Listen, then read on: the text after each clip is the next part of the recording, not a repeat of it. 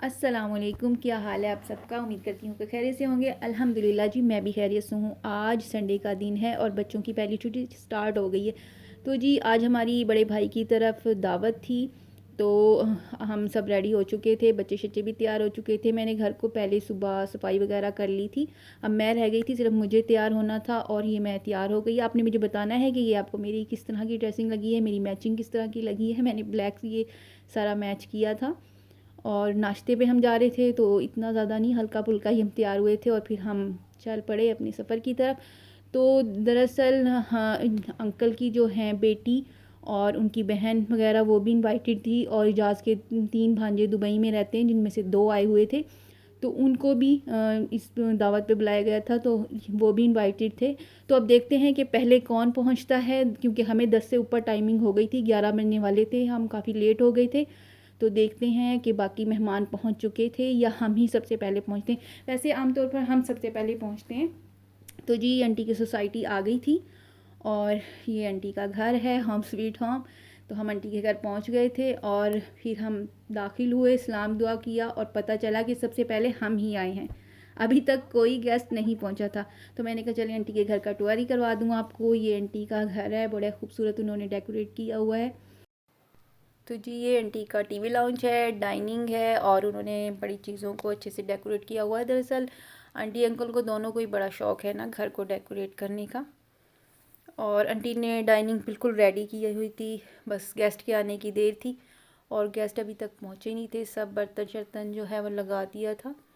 दरअसल हमें भी बड़ी भूख लग रही थी, टाइम बहुत ज़्यादा हो गया था, तकरीबन 12 बजने वाले थे और गेस्ट अभी तक नहीं पहुँचे थे। हम बड़े अच्छे गेस्ट हैं, हम टाइम पर पहुँच जाते हैं अल्हम्दुलिल्लाह से जी। ये हमारे ही हिस्से में आता है कि हम सबसे पहले पहुँचते हैं।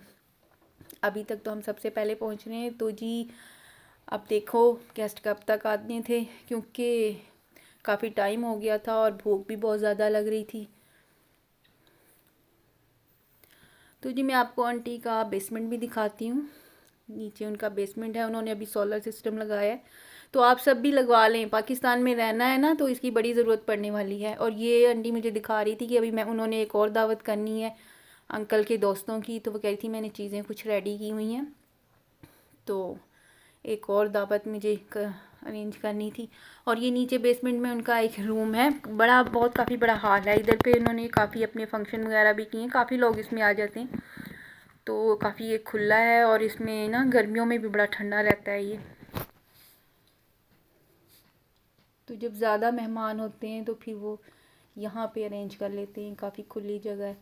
और ये तो मैं आपको पहले भी दिखा चुकी हूँ, पहले व्लॉग में भी उनका छोटा सा लॉन है। और ये लीमू, अब तो लीमू उनके और भी ज़्यादा माशाल्लाह हो रहे थे, उन्होंने इसमें से फ्रेश लीमू तोड़े भी थे, काफ़ी जो चीज़ें बनाई हैं उनके लिए इस्तेमाल किए हैं। तो जी मैंने घर का पूरा टूर करा दिया था और मेहमान हमारे अभी तक नहीं आए थे और भूख से हमारा बुरा हाल था।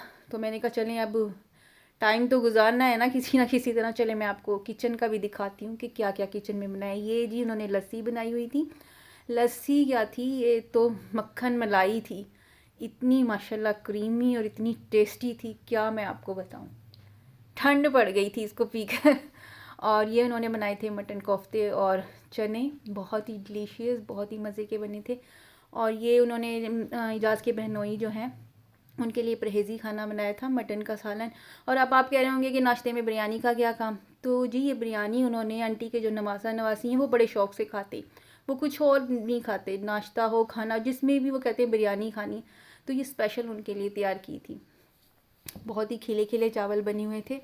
और जी ये सबसे फेमस, जो आज की सबसे फेमस डिश है वो है पाए, मटन के पाए। ये तकरीबन 30 पाए थे जो पूरी देग की तरह आंटी ने रेडी किए थे और बहुत टेस्टी बने थे।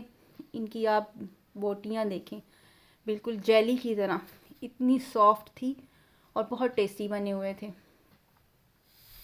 तो जी मेहमान भी हमारे आ गए थे, शुक्र है, और खाना लग चुका था। सबसे पहले मैंने लिया कोफ्ता, मटन कोफ्ता और चने, और जो बहुत ही टेस्टी बने हुए थे, बहुत ही सॉफ्ट थे ये कोफ्ते।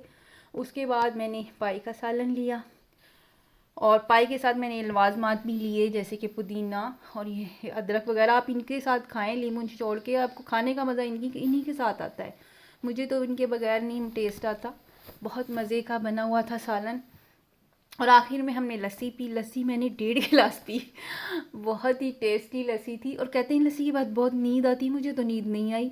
और बाकी सब ने भी खाना खाया। बहुत अच्छा टेस्टी खाना बना हुआ था। खाने के बाद अंकल ने सबसे पूछा कि किस तरह का खाना बना है, तो मैं आपको उन्हीं की वॉइस में सुनाती हूँ कि क्या क्या उन्होंने पूछा। शाहरुख भाई कैसा है? गुड है भाई? भाई ठीक है आपके लिए? अमीर हैदर बहुत अच्छा। मोहित ठीक बना? उमर ठीक है बेटा?